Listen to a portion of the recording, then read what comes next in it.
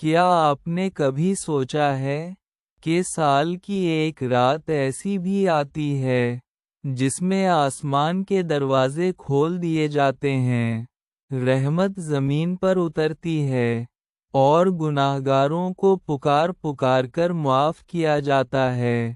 کیا پتہ پچھلا سال ہمارے گناہوں میں گزر گیا ہو؟ کیا پتہ ہماری دعائیں ابھی تک آسمان اور زمین کے درمیان رکی ہوں؟ اور کیا پتہ آج کی یہ ویڈیو آپ کی زندگی بدلنے کا سبب بن جائے۔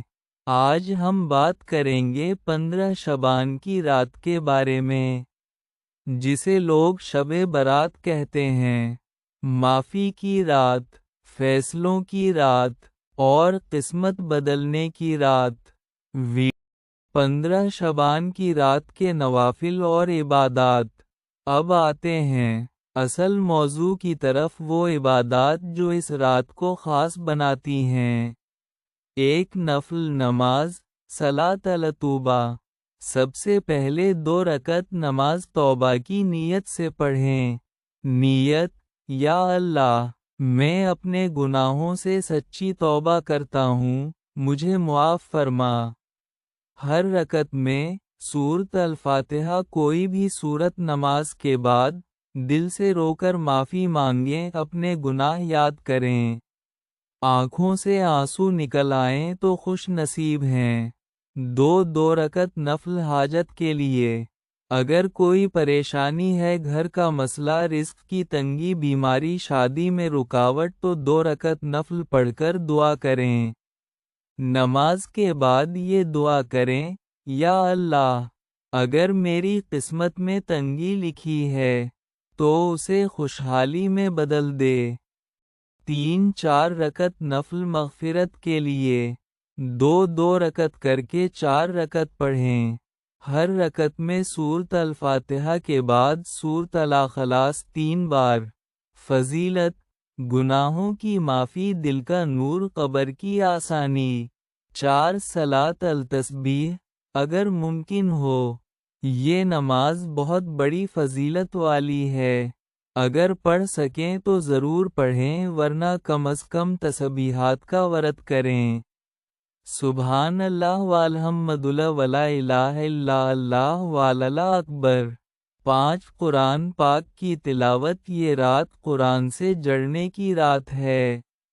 کم از کم سورۃ یاسین، سورۃ الدخان، سورۃ الملک پڑھنے کی کوشش کریں۔ اگر پورا قرآن نہیں پڑھ سکتے تو تھوڑا پڑھیں، لیکن دل سے پڑھیں۔ درود شریف کی کثرت۔ نبی کریم صلی اللہ علیہ وسلم شعبان میں کثرت سے درود پڑھتے تھے۔ اس رات کم از کم 100 بار پڑھیں۔ اللہم صل علی محمد و علی آل محمد۔ درود دل کی سختی کو نرم کرتا ہے۔ 7 استغفار کی کثرت۔ یہ معافی کی رات ہے۔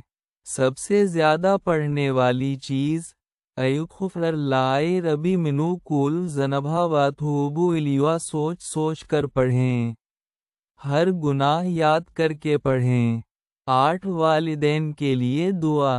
اگر زندہ ہیں تو ان کے لیے، اگر وفات پا چکے ہیں تو مغفرت کے لیے، کیونکہ والدین کی دعا تقدیر بدل دیتی ہے۔